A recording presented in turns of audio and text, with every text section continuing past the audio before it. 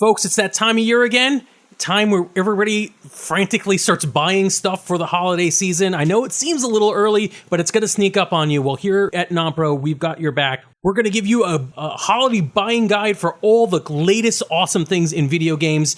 Some stuff for those of you who are complete novices or are looking something for your friends or family, want to surprise them in the holiday season. And then a little bit of deep cuts for people who are hardcore gamers. And it's going to be an interesting, thorough review of all the things you could waste your money on, because that's what the reason for this season is. That, and also like astronomy, like the distance of the Earth from the sun.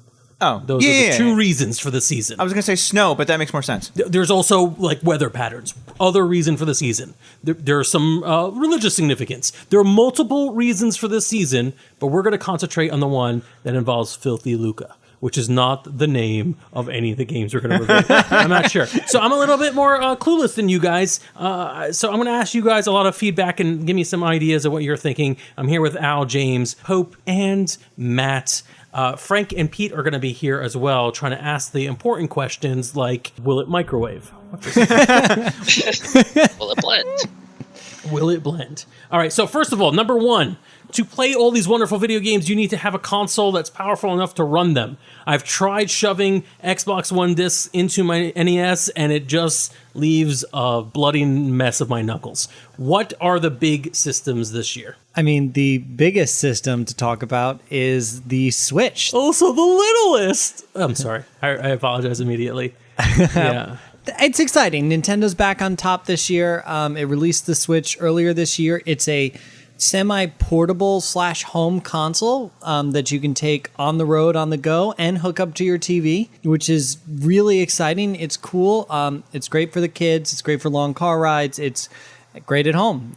It's got games for many players, as well as games like Breath of the Wild, which are great single-player experiences. Yeah, I actually own a Switch, believe it or not.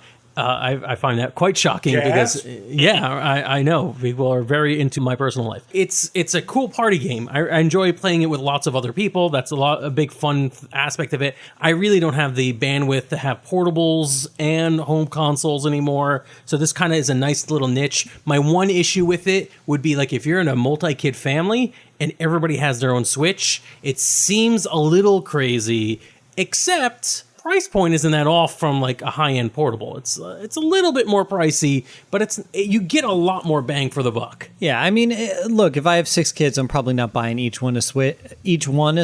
But if you're a family that brings in, you can buy two. You're good. If you could get away with 2, and even 1 is great. Switch is actually the most popular thing. Definitely, there are bundles out there right now. If you could secure a bundle from any of the major companies that are offering it right now, I think it's probably worth it. But I will actually go out on the limb and say, since you're shopping early enough, if you don't bundle, you might save yourself some money. Just make sure you buy the game you want. It's been out long enough where some of the games have already moved into the used pile, so you can actually get it for a little bit of a discount. And then the big tip would be to start looking for this early. The Switch will probably be a hot item this Christmas, so try to find it while you can. Yeah, absolutely. So I'm going to get a Wii U this Christmas. It's interesting. The migration is really cool because the Wii was revolutionary. It was one of the later age Nintendo consoles that really made it awesome. Wii U kind of just sort of flopped, but it flopped, but you could see how its DNA was moved into the Switch with that whole port that made, I don't remember the name of the console. The screen, the touchpad. Screen controller. Yeah. I do. I own it. It's very dusty. But my Switch is constantly running on a battery because I'm playing it so much. Since your battery is always running out, just make sure you buy one of those phone charging batteries that has the USB-C input. Yeah, that's that way cool. You can just plug it in, and even if it doesn't completely, run it like it's AC power, it'll at least double the length of your battery. I actually charge my phone on my Switch charger. Which, all right, that's, I guess, not interesting for everyone. So that's I think, a good choice on what to go for with consoles. But not everybody is into, casual play games, and there are a little bit more hardcore gamers out there, maybe in your family. The one caveat of the Switch is that it's a Nintendo console, so it's very highly specialized. You're not going to get a lot of the mainstream games, and also many of the hardcore games on the Switch unless they make specialized ports. The nice thing about the Xbox One X is that it plays all your very super popular games like Call of Duty, Destiny, etc., etc. Looking into the Xbox One X, it's the Xbox One on kind of like steroids. It has 4K support, bunch of improvements, hardware improvements. So I think if you're looking to getting into like next gen gaming, if you look, Xbox One X might be something to look for instead of just looking for a regular Xbox One. But just remember, if you're buying an Xbox One X, it does output to 4K. So if you really want to get the most out of the experience, you're also going to need the TV to support that. Not that it won't output HD on your standard widescreen TVs.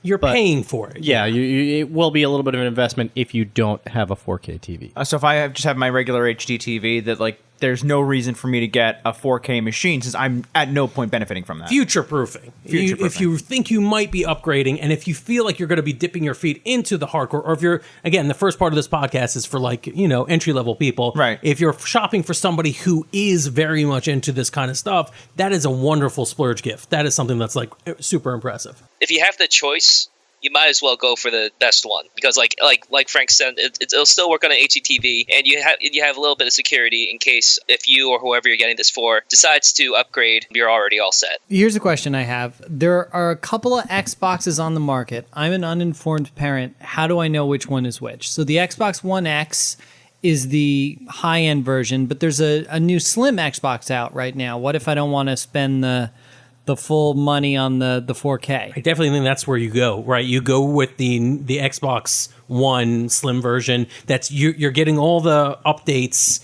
a little less bells and whistles, a lot less price. I think if you're not going to go wrong, as long as the person you're shopping for doesn't already have an Xbox. If they already have an Xbox and they're probably not just looking for a little less shelf space. Well, I just saw this thing. It's called an Xbox 360, and 360 is more than one, right? Mm-hmm. So that would be a good thing. That would win points with my grandkids, right? If listeners at any point felt like that Pete made a good argument just there, this podcast is not going to be enough for you. You're going to need to contact us directly. Tweet us at NonPro. We have 280 characters to set you right. We'll tell you what you're really looking for. So if you or perhaps a well-meaning uncle is stumbling into this podcast, gently hit pause at this point. And then ask somebody, well, I guess you've already hit pause, but you should really ask somebody how to use Twitter too. All right, so let's say you're not quite the casual gamer who likes the Switch, not quite the Xbox One X person. There's another animal in the room. We are not talking about that, and that is the Ouye. James, you remember how we both own a Ouye? Yeah. I do. Yeah. Those are sound investments. I got mine pretty cheap, and I use it. I use it as a media streamer. It's My cool. emulation machine is fantastic. There you go. Yes! Emulation is exactly what we use that for. Bing. Anyways, so we're going to the PS4. PS4 has been out for a year or 2 years. Well, the PS4 Pro has been out for about a year. Yeah. So PS4 has been out for a while. PS4 Pro is the latest version. The price has not dropped that much, but I think our advice, same benefits of the Xbox One that Matt talked about earlier. You're going to get all your major titles on it, or many of your major titles on it, but I think you're more likely to find good Black Friday deals for the PS4 Pro. Yeah, Sony's very known to kind of push towards Black Friday and just kind of, out from under the rug, just pull a price drop that nobody's even expecting. Also going into the PlayStation 4, it's kind of a specialized system with which Matt alluded to before. You're going to get certain hardware that you don't get out of other systems, namely through their VR. Oh, the PSVR? Yeah. I played one game with PSVR. It was the Star Trek Bridge Crew game, and it was just fun being in it. We were terrible. We could not play. We could not navigate the game for anything, but it was really nice looking around. So with the VR, you're actually getting some larger ticket franchises coming in now. You got Batman, Gran Turismo, Resident Evil. So I have a question. Do you need the PS4 Pro to run PSVR? I don't believe so. No, I don't believe so. You could. I think you could definitely run it off regular PlayStation 4. But I think even more than Xbox One X, if you see the PS4 Pro, you definitely should just shoot for that because, like we mentioned, Black Friday sales, and I think there's definitely some like hardware improvements. Like even if it's not like the 4K, it's just some nice like quality of life like hardware improvements. You might as well get it. We've talked about these consoles. Let's talk about a little bit about these games that are coming out that are probably going to be hot ticket items coming soon. We have a couple of relatively mainstream titles that we'd like to guide you through, and then we're going to go through a few deeper cuts. Number one, this thing I am super excited about with the commercials I've seen on regular TV. Who wants to talk about Battlefront? I do. All right. So I played the original, we've all played the original Battlefront, but I played EA's last attempt at Battlefront on the PS4, and to say that it was fine. It was a fine game, but it felt like it was missing something. So what kind of game is this? It's like a war game and fighting game and So Star Wars Battlefront is it's kind of like Star Wars Call of Duty almost. Nice. All right, sold. You don't have to Except explain not anymore. really, but yeah. Except not really. It's To say it's closer to the Battlefield series, which is also made That by makes sense. EA and DICE, than Call of Duty. It's like a large-scale open warfare. But you get a bunch of cool bonuses. The fact that it's in the Star Wars universe. With this new game, you get hero units spanning the entire series. That includes our new characters like Rey, all the way to classic characters like who's classic enough? Jar Jar? Darth Prequels, Vader? Obi-Wan. Oh, all right. All right. Cool. Luke, And it has a pretty important to the series. it has a whole flight simulator in there too. Oh, that's awesome. Yeah, so you'll be able to earn the ability to fly the signature ships Millennium Falcon. from the series. That one. Yeah. Have you ever seen a Star Wars?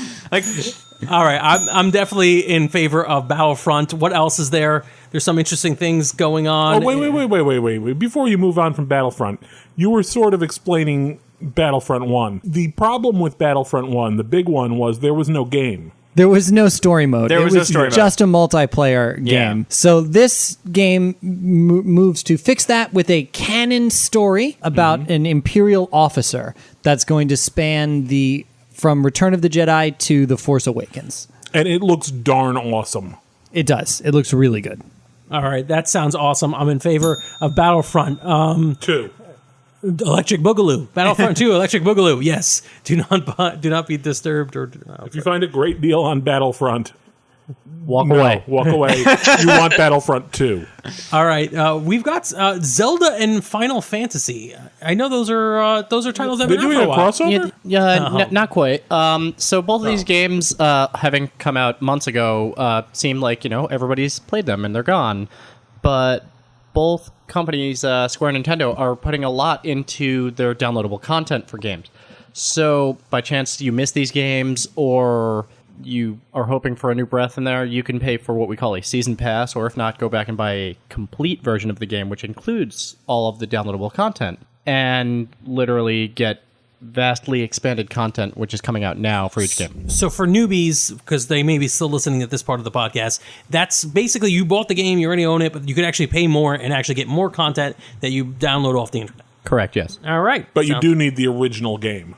Yes. So if you know a little bit, if you, again, are kind of a rookie about this and you know a little bit about who the friend or family member you're trying to buy a game for, if they're a big fan but they're saving up their coins for a DLC, that might actually be a very easy way to get you a last-minute stocking stuffer or something really quick that you don't really have to worry about them running out of. That's going to be like a big problem with a lot of these systems and consoles we've been talking about. And I was going to say you can conveniently buy DLC passes for some of these games if your family member or friend doesn't have it, just on Amazon, and they'll give you a code for it. Great stocking stuffer. Nice. All right, next on my list is Destiny 2. Yes, Destiny 2 is definitely one of the big heavy hitters out for both the hardcore and casual markets. If you have a family or a friend that's into shooters, more likely than not, they know about Destiny 2 and they're wanting to try it out. It's been out for a while for Xbox One and PlayStation 4, but it also just got released on PC through Blizzard. So that's a very big thing that's going on right now. And they just announced some new DLC that's coming up. So while the game has kind of been a bit of a lull since people have been finishing it, it's definitely going to be getting a lot more players back into it with the new DLC coming, and so there'll be nice, healthy player base for to jump in. So the game's far from being done. They're planning on churning out more stuff for a long while, so it's a good long-term investment. I would assume, like the 3 major additions they had for the previous game, they'll probably at least go that far with Destiny 2. Probably, if not more. Yeah, it's a lot of bang for your buck, and I think that's pretty cool. So some of the stuff we're talking about are deeper cuts aren't so deep. You've probably seen your friends or family members talking about them and wearing T-shirts and just obsessing about it a lot. And that one that, for me, is definitely like has reached cultural zeitgeist is Cuphead. Cuphead is huge. Yeah, it's gotten really, really big, and I think it has a lot to do with the art style. Like, you look at that game, and it does look like you're playing a cartoon. Yeah, it's like a 1930s style animation cartoon thing, and it's really cool. Very compelling to look at. Yeah, heavily inspired by like the Betty Boop cartoons and stuff like that, if you want to have a reference of what to watch and kind of get a feel for what this thing is aiming for. It's just like a kind of a side-scrolling 2D shooter slash platformer. It's surprisingly fun, but unbelievably hard. I definitely don't think that's a strike against it, though. I feel like it's definitely something. I wouldn't call it Dark Souls hard for those that know what Dark Souls is, but I would certainly say it's very difficult. It's just about trial and error over and over again. And I think it gives you enough of a, like, there's save spaces or checkpoints along the way for you to be able to survive, memorize your enemies, like, fighting pattern and get through the things without dying horribly consistently. It's almost impossible to do perfectly, but it is certainly possible to play often. Yeah. And there's a lot of different types of boards and games within it. It changes up the play style pretty well. Again, it's a big hit. It's been out for a while. I think it's definitely an easy win with this game. Absolutely. And the last we have on our list for the titles that are pretty comfortable is on the Switch, we have Skyrim. That's what's interesting about this, and a lot of the games we're talking about is Skyrim is old. It's been out for quite a while, but getting a portable port of a game that was at its time cutting edge and difficult, had a high threshold to get involved in, I think is potentially going to be very interesting. And yeah, you've seen success already with like Legend of Zelda, that people are willing to spend 100 hours on a game that, they might be, standing at a handheld, point playing, walking around outside or something like that. And I think there's still a large enough audience, especially a Nintendo audience, that has not gotten around to playing Skyrim yet, that you picking this up and getting it for the Switch, like, it's a whole new world for them to invest in after being done with Breath of the Wild. Yeah, Skyrim looks like it's going to be pretty damn interesting on the Switch. We're going to take a quick break. When we come back, we're going to deal with a few deeper cuts, and then we're going to delve into the world of virtual reality. Reality. We should really add a reverb effect on that. It's going to sound weird. Cool, all right. Yeah, I'll remember Frank, to do add that. the reverb. Yeah, sure.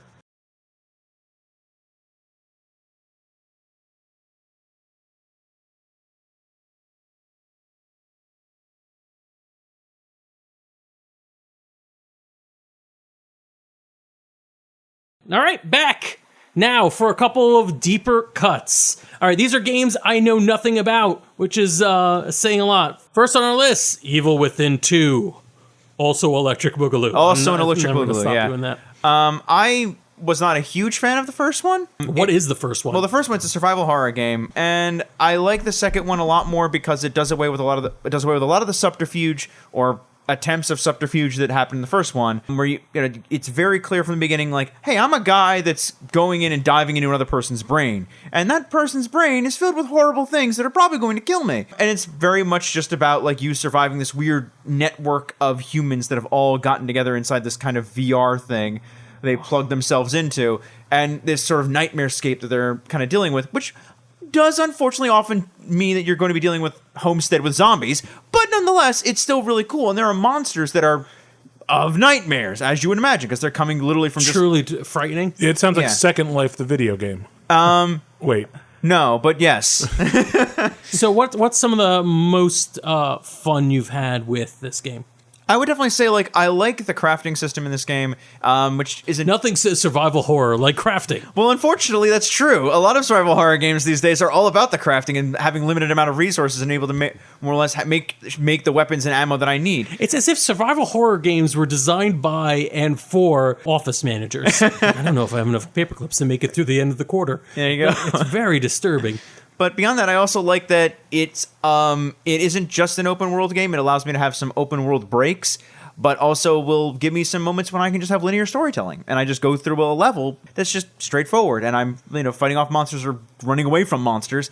And I like that it does that. I like that I can have that break. I don't have to always be Grand Theft Auto open world running around through people's houses. I can, sometimes I want to go on this really creepy adventure and have a woman made up of arms and hair attack me, and it's I feel really like you scary. played this game yet still can't actually describe any of the monsters in it because you're very a woman made out of arms. Well, we'll say. no, she is because she's literally made out of arms and So Evil Within 2, it's been out for a while. You highly recommend it. Yeah, I would say it's perfect. It's a huge improvement on the first one. Definitely very cool. All right, so some news that's pretty fresh off the presses. Matt, you want to talk a little bit about Dot Hack? Yes, Dot Hack GU Recode is a remake of a trilogy back from the PlayStation 2 of the classic Dot Hack GU series. Namco Bandai just released it on PC and PlayStation 4. It's not just a quick deal and just to get it out.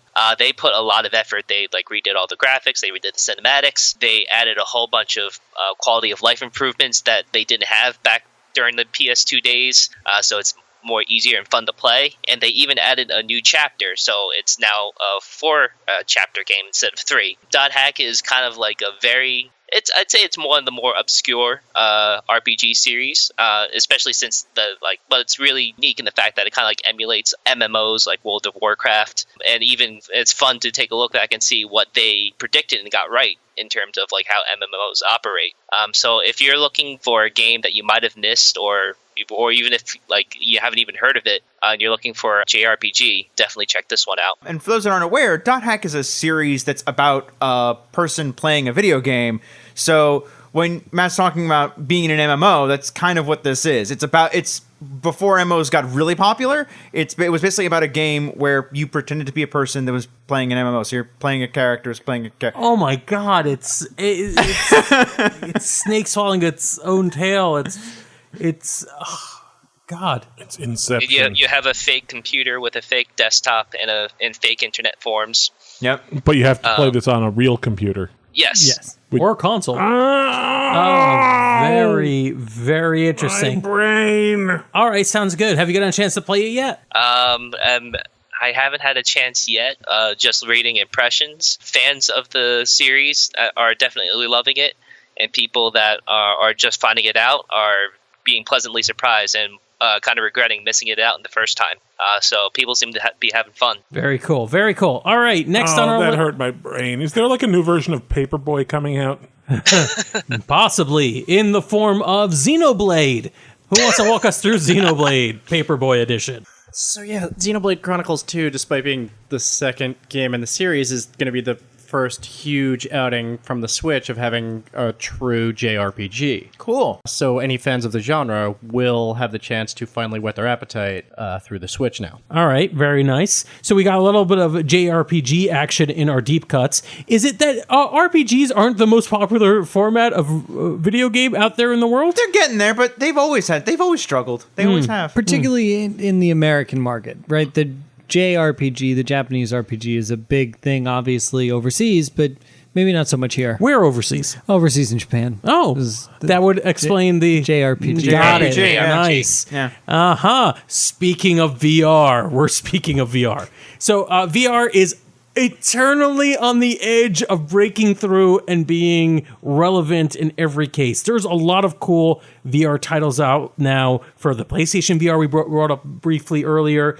HTC Vive. There's a lot of neat stuff going on there. Let's quickly discuss a few of our favorite things that are in the works. I already talked about Star Trek Bridge Crew, which is a very fun, immersive game. You definitely feel like you're on the bridge, but you also feel a lot like a pretender on the bridge who's just sort of like, I wonder if anybody knows that I don't actually have a degree.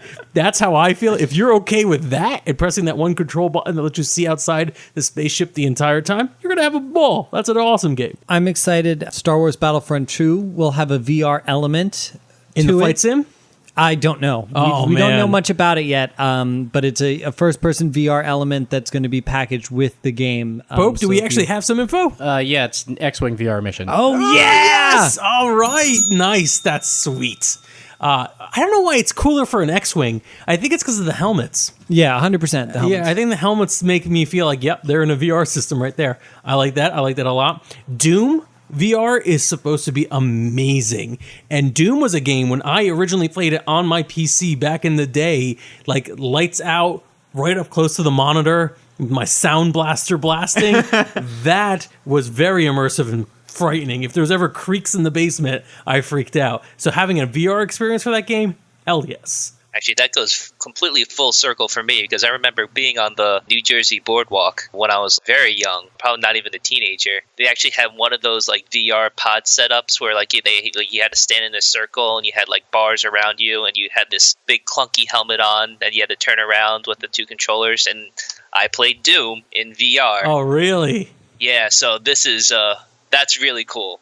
And I feel like I just for story's sake, I need to play this new Doom in VR just to have everything for completion. Circle complete the circle. Yeah. So as a part of our holiday buying guide, I think we advise you to buy a house, find a room in your house, paint the walls green, put in a PC in there, put in an HTC Vive, just go nuts playing Doom and having nervous fits, and eventually you too will be a crazed person in Evil Within 3.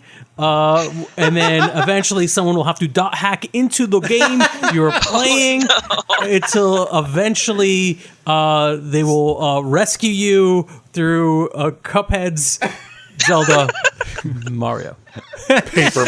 Paperboy! Hooray! Yes. Speaking of Paperboy, would that actually show up in any of the retro gaming things that have come out? It would have been NES. I don't think it was an NES. No, the Paperboy did not show up in either the NES Classic or the SNES Classic. Get the NES Classic or the SNES Classic and check yourselves. That is a gift that will keep on giving.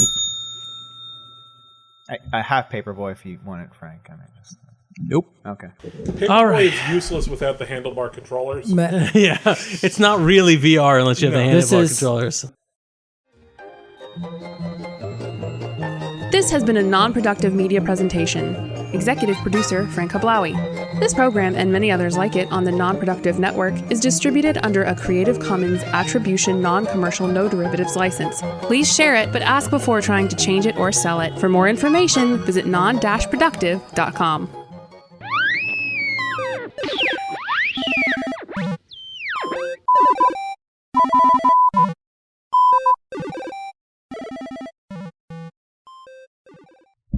Somebody else want to step in for a second? Hey, so Overwatch is still a thing, and also they just released the new character.